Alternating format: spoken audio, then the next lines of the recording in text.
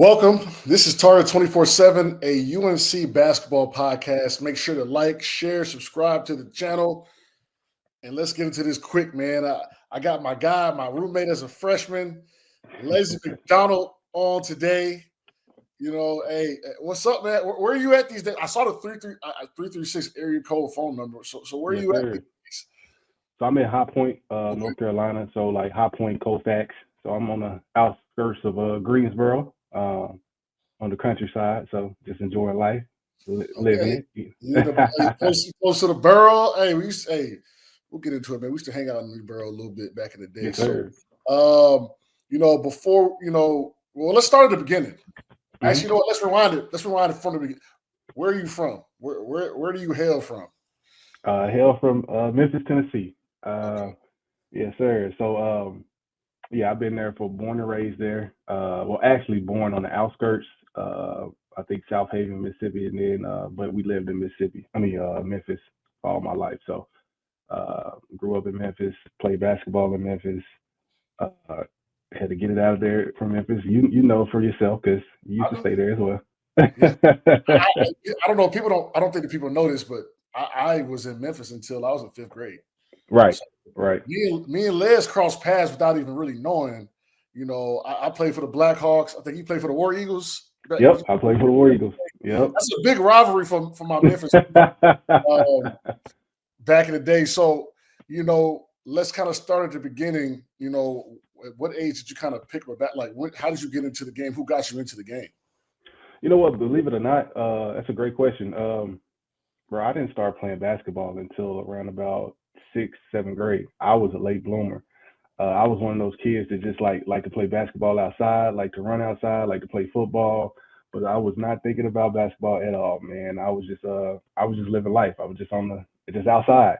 All right. But I just remember being in middle school and just seeing some of the guys play. Like you had sixth grade, seventh grade, eighth grade, and I didn't make the sixth grade team. I wasn't good enough. I was I really wasn't good.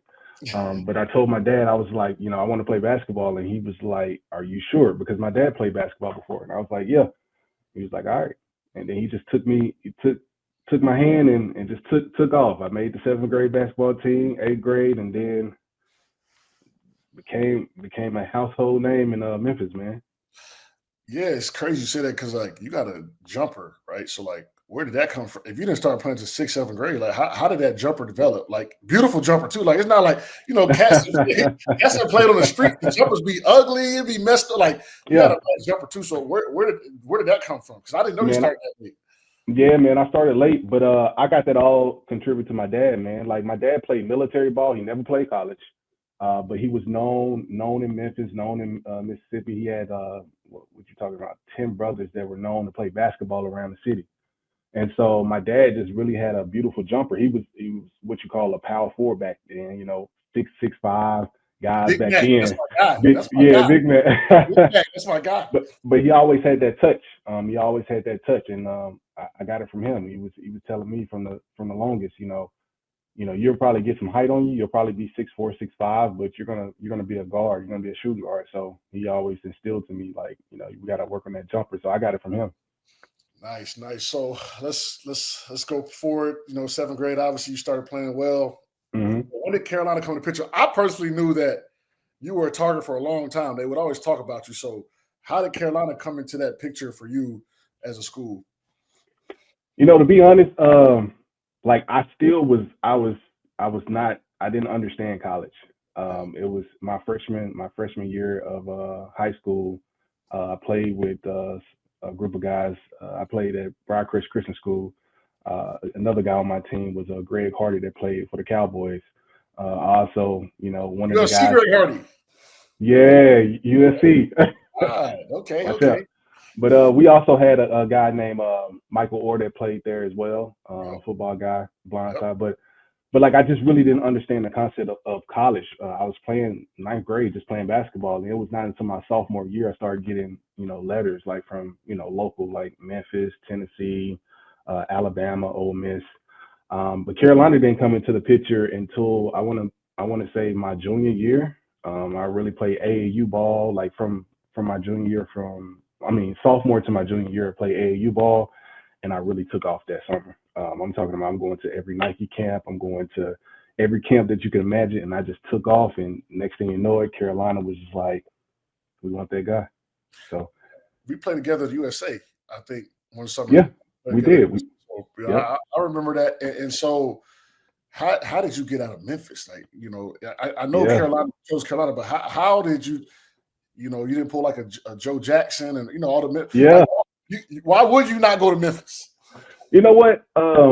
That's a great question. I just, a lot of guys say, like, if you stay in Memphis, like, you're locked down in Memphis. And I always wanted to get out of Memphis. I just saw my horizon. And my dad instilled that into me. He was like, hey, look, if you got an opportunity to go play somewhere else, do that, And so I saw a lot of guys that, were from Memphis but stayed in Memphis. And I just wanted to try something different. And once I saw those different, colleges, like, your UNC, your Syracuse, your, Georgetowns, I'm like, I wonder what that'd be like, different environment. So, once I saw those, I knew I wasn't gonna stay in Memphis, man.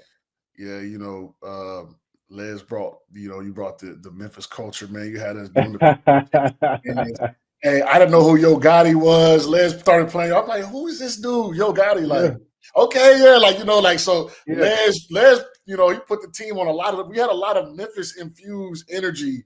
People don't know that in our team. So that was kind of dope. So, when you're getting recruited, what was kind of the pitch? What was the coach that recruited you, and what was their pitch like to get you to come to school? What made you decide? Okay, so my recruiting coach was Steve Robinson. So that was my guy, Coach Robinson. And I'll never forget, he came in all smooth, Coach Rob coming in all smooth, walking side to side. And, I already knew what it was, man. You see that Carolina blue. You ain't gonna give us no impression? Nah, I ain't gonna do that. I'm not gonna do my boy Coach Rob. I know you got it. I seen it, but I'm gonna let you go today. I'm gonna let you live.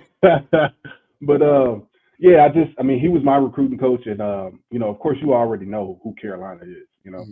They're just unbelievable. Legends there. And so once he came in and he gave me the pitch of being a family, and I think it kind of dawned into me like, okay, this is a school that I may enjoy. But it was not until I came into my it was an unofficial visit, or was it official? I think it was an unofficial visit, and it was Ty, Wayne, and Dion. Good group. I think, yeah, they showed me around the city. Yeah. And it was over. I'll tell you right there, it was over. I think, but I think in their recruiting class, was you the first one to commit out of our recruiting class? I think I was the first one. I mean, I waited till I committed my junior year, so yeah, I think I was the first one. But I think we went on our official together. Yeah, we got on our official together, I'm trying to think. I can't remember. I had committed. You know what? I did. I went on an official my junior year. That's when I committed. Okay. I think you were on that one. Yeah. We like the same trip. Yep, that was the same trip. We was all there. But I just know that we all kind of committed the same time because we've been playing for so long in these different camps, like the USA camps and things of that nature. And once y'all started committing, I was like, yeah, I'm going over there. You're not wrong about that. And so, what was your favorite part about the visit? Ooh, it's a lot. Obviously the tradition was cool. I think we came there for a game, and seeing everybody there, it was unbelievable. But just the atmosphere, man. Like, I've never seen an atmosphere like that. It was cool. It was home, and it was upbeat. It wasn't like something. I tell people all the time, I had the opportunity to visit not only Carolina, but also Duke at the same time in the same, weekend. I wanted to kind of, kill two birds with one stone, and it was night and day. I'm just going to be real with you. It was night and day. Carolina was a place where I could. What they do at Duke, man? Tell me what they did at Duke. I know Harrison said they went to watch a movie. I said, I went to watch a movie? I said, man. Like, come on, man. Man, well, I'll say this. I didn't know Duke was a private institution, I guess. Is that what you call it? Because when I came in there and it was looking gothic, and I was like, what in the world is this? I was like, Bro, where are we at? Like it's like its own little bubble. Like, you had people just walking around like I was like, nah. And then we went into this, where we was watching highlights, and I'll never forget Coach K was just like, we see you playing like we want to tailor your game like what's his name, Gerald Henderson. And I was like, oh nah, we I out. don't want to be no Gerald Henderson. We out. I said our games don't correlate, so I'm out. Yeah, we cool. We cool. No offense to my boy Gerald, but I was just like our games just really just didn't Weren't the correlate. same. You guys have Yeah, there's yeah, yeah, no, no. yeah. Yeah, So Gerald was good, but like y'all were not of any. Only thing y'all had the similar height was probably y'all height and size. Maybe yeah, that's about it. exactly, exactly. So if you didn't go to UNC, where do you think you would have ended up at? Like, I think Um, what you think? I think you would have went to Georgetown. I had a funny feeling. yeah, that's where I was going. Absolutely. I put this on everything. Coach Thompson, man, like he was the one that kind of coached me. We went to Formosa, Argentina, with the USA team, and he Mhm. coached me. Um, and man, I had an unbelievable experience. And I tell everybody, like, if it wasn't for UNC, I was going to Georgetown because Georgetown had those kind of big guards at the time. Those Mhm. 6'4", 6'3" guards. So I was very intrigued. So if it wasn't UNC, it was definitely Georgetown. I always have a soft spot for Georgetown because like I always was intrigued by them, but they never really recruited me heavily. So, Hmm. but I remember when coach was talking about you, he was like, I think it's either us or Georgetown. So I remember that in my head, like, man, he better not go to Georgetown. So uh, our class, right? Me, you, Dex, now Hmm. named Baden, the Hmm. Weird Twins, top class in the country. Did you understand what that meant at the time? I don't think we did because how we No. came in, but tell me how you felt about that. Man, like looking back, hindsight, like that was a really, really big class. But at the time, I had no idea. We were just young kids, just living life. But I knew something was up when that freshman year we got. Didn't we have to play Kentucky? Play Kentucky. We did this. We did the secret scrimmage. I think it's Vanderbilt. Yeah, like we played a lot of big guys, and like I just didn't know that we were just like that mega recruiting class. And I look back at it, and I'm looking at our classes now, and I'm like, yeah, we had some hitters, man. It was you, Dex, Baden as well, me, the Ware twins. I'm like, golly, like we had some hitters, man. We had some Yeah, hitters. it was. Looking back on it, I feel like we didn't understand it. Especially like with the orientation. I always tell the story. I'm gonna let you tell the story Okay. about orientation, where you Yeah. know we look on our orientation thing. We see the orientation party, right? But then, Hmm. I want your perspective because I felt like I was the ringleader of that when we sat around and we said, well, they said pickup's optional, and Man, so tell me I, tell me your point of view and what happened that night from what you saw. listen, Uh, for everybody, yeah, if it says optional, it is not optional yes, yes. at all. But like John said, like we had this little itinerary, like they had this little, I think this orientation party, and then they also had pickup, which did say optional. And so I know we were looking at each other, we was like, I mean, We had a real pickup is discussion. Like we was like, man, what y'all think? Like, listen, we either gonna be in this together or we going right. like we ain't splitting. Right. And so we was like, man, pickup is optional, man. It says optional. So we just gonna go ahead and go to this orientation party, man, and just have us a good time. And I'll never forget. We went to that party and I think Coach Robinson called us.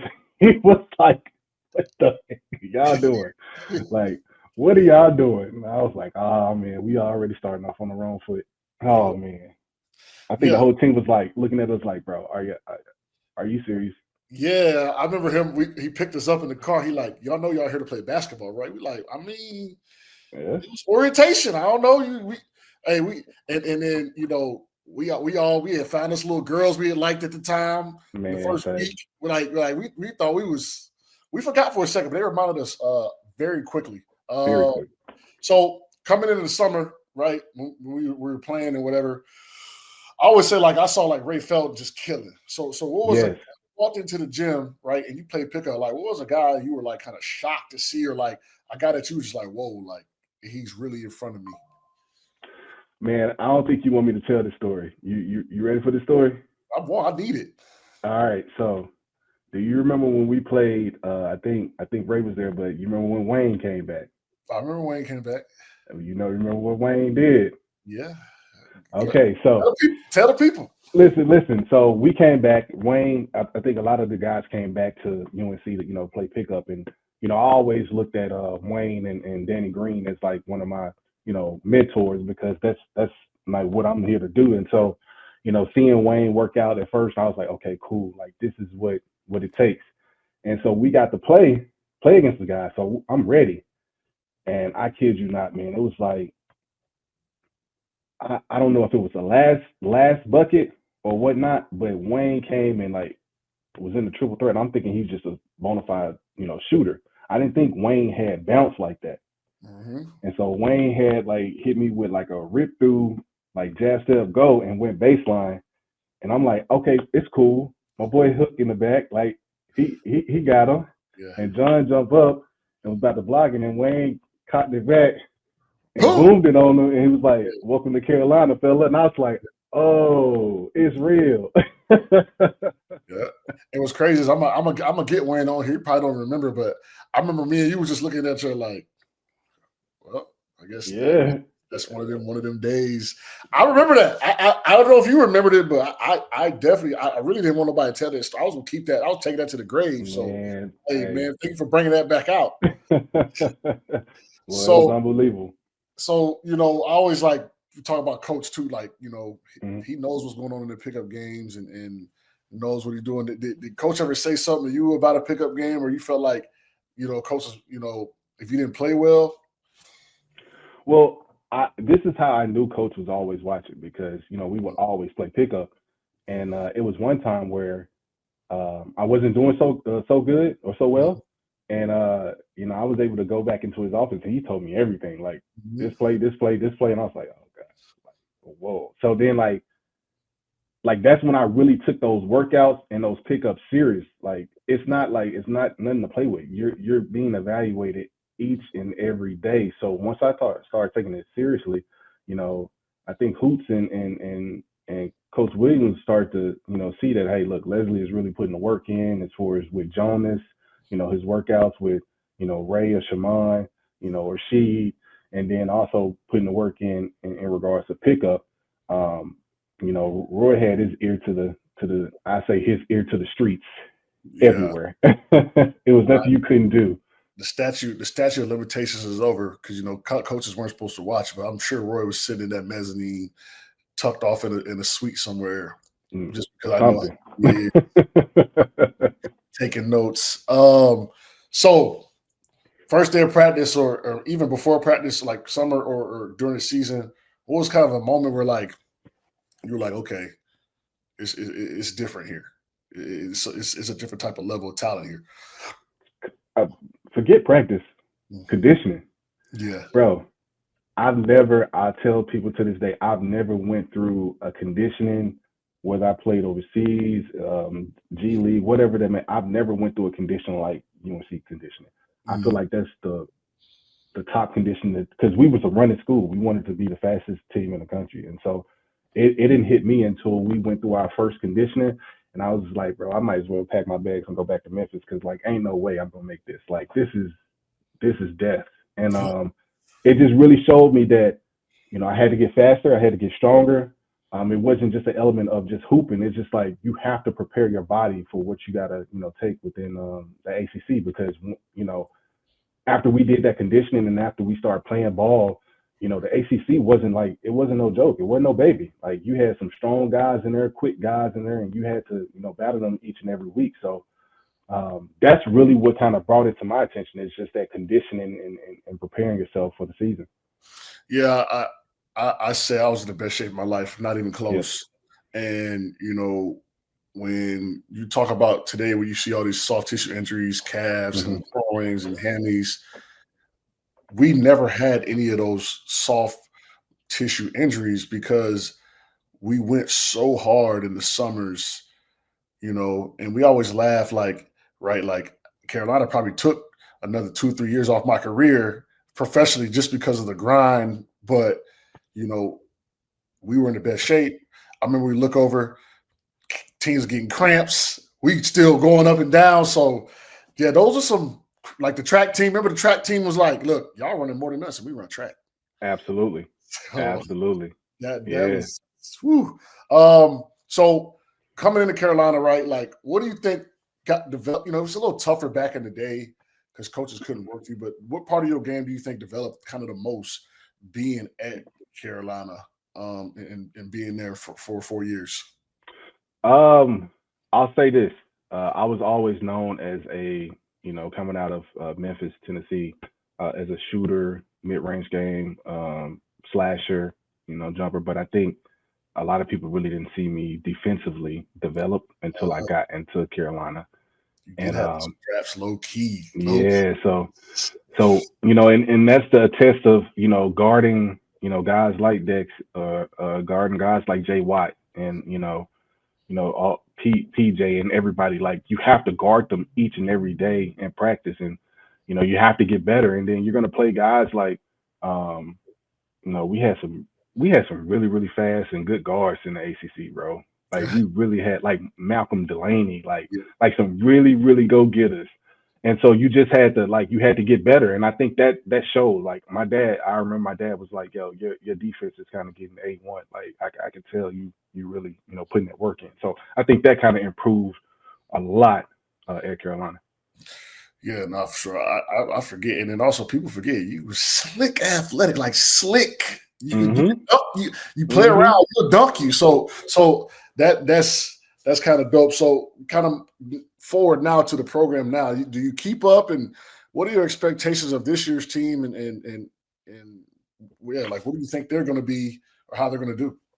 Yeah, absolutely. I keep up, man. It's like it's a family. I'm always gonna watch. I get nervous anytime I watch, and anytime they're in a Mhm. close battle, I'm always rooting for them. But I think they're fine. I'm looking at the new additions. Of course, I tell everybody that NIL has really just changed the whole landscape of college basketball. So it's just really not like the time where we were in college. But getting these new guys, being able to see them and at their old schools, and kind of see them incorporate the Carolina way in our school and in UNC. I think they're ready. I think they have some great size. I think they have some great guards. I've been looking at just different things as far as the Carolina page in regards to their workouts, and I have a great feeling about this team. Yeah, I think they're going to be pretty good. I think the expectations aren't as high as they should be, which is good because Hmm. sometimes high expectations could be a downfall. So, in this new era of college basketball, right? Transfer portal, NIL. Me and HB and Jay Hmm. Watts was talking about it. NIL. Who would have gotten what? What do you think? So, look, two things. Do you think you would have stayed?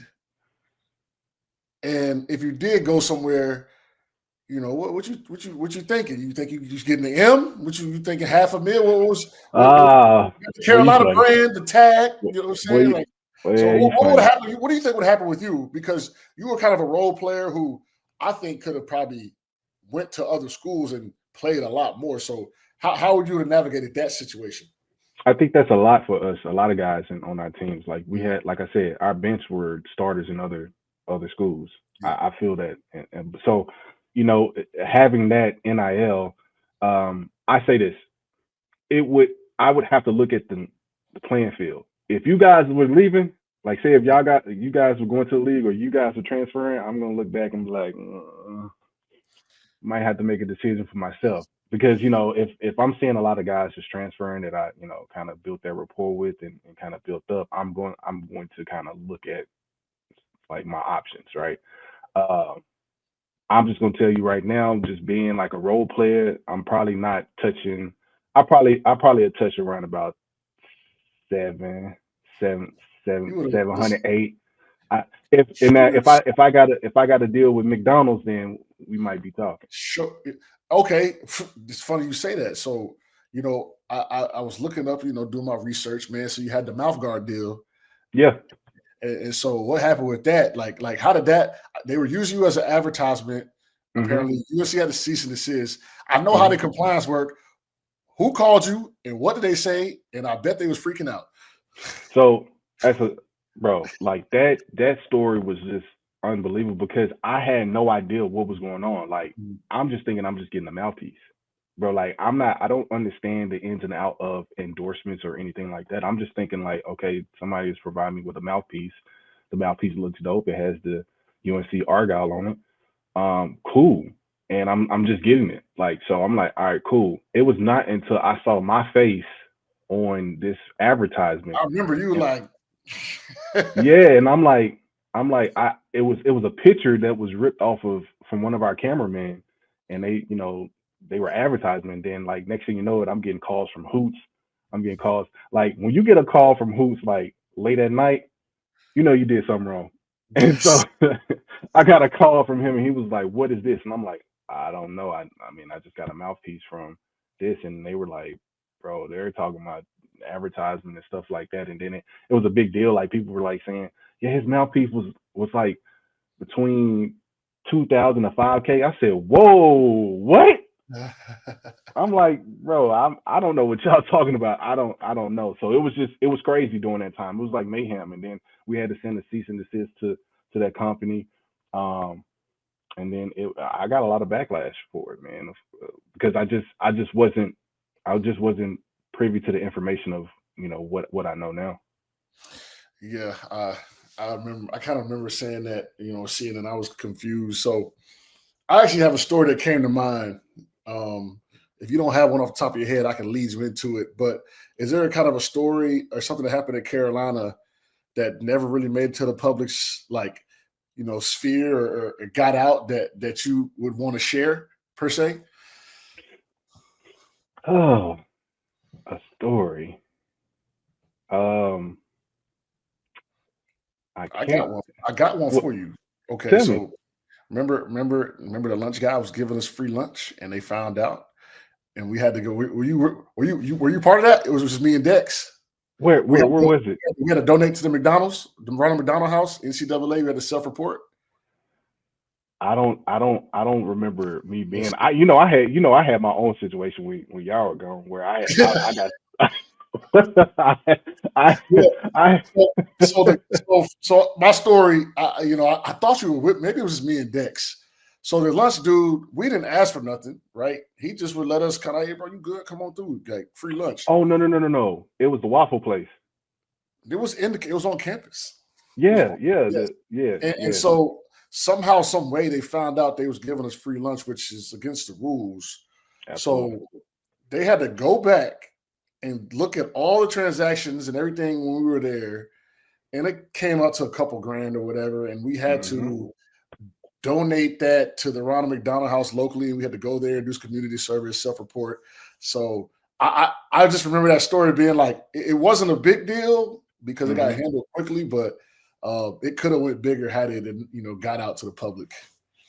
Yeah, man. I definitely remember that. And I'm trying to figure out if I was a part of that. I I know it was probably me and am. Dex. I know that for sure because we had to go to the Ronald Yeah, McDonald House, and we had to do yeah. community service and stuff. So that's Yeah, good, man. but you like when y'all left, I had my own situations with Oh, with the NCAA. rental cars.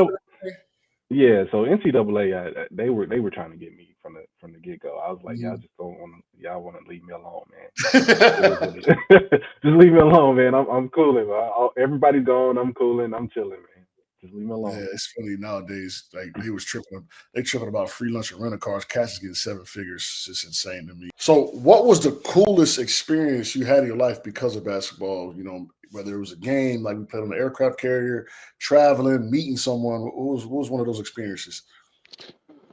Man, that's a great question. I didn't know how broad UNC was or the range that they had because anytime we played in different places, you had fans everywhere.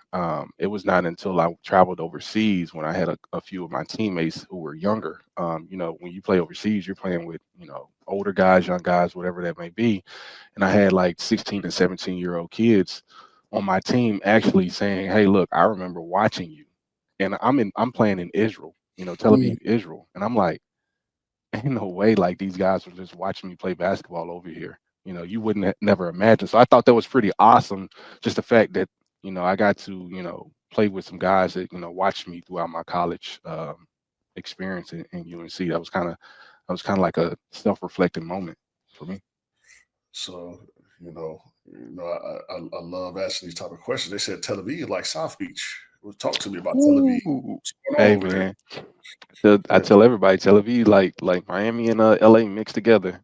That's all I gotta tell you. Yeah, okay. It's good to know. I've heard good things. So we're gonna leave it at that. You know what I'm saying? We're gonna leave it at that. If you want to know more, maybe we'll do like an after dark podcast every once in a while. But so kind of finishing up the last couple of questions, what advice would you give a young player with a lot of talent, just starting a basketball journey? Like if you could rewind back and speak to your younger self, what would you tell yourself? Man, I would tell myself, are you willing to put in the work and sacrifice? Mm-hmm. And when I say that, I'm talking about you're gonna have to sacrifice a lot of time from your family, a lot of time from your loved ones. You're gonna have to sacrifice your body. You're gonna have to sacrifice your mental. You're gonna have to get up and work out, go to class. Like even if you don't want to, you're gonna have to do a lot of sacrificing, and you have to have that dedication. Are you ready to do that? Because if you're not, then you're just gonna go through the motions. And I think attesting from you guys, I was able to go to the next level as far as playing overseas in the G League, but you guys were able to kind of go to the league. And I think, a lot of people don't have that chance to do that. Like you guys are really, really selective. Like you, HB, Reggie, PJ, Kendall, all it like you guys really sacrificed a lot to get to where you are. And I don't think a lot of people understand that. They just think, he's good enough. Nah, y'all had to put in the work, man. Listen, I'm gonna tell you right now, my back.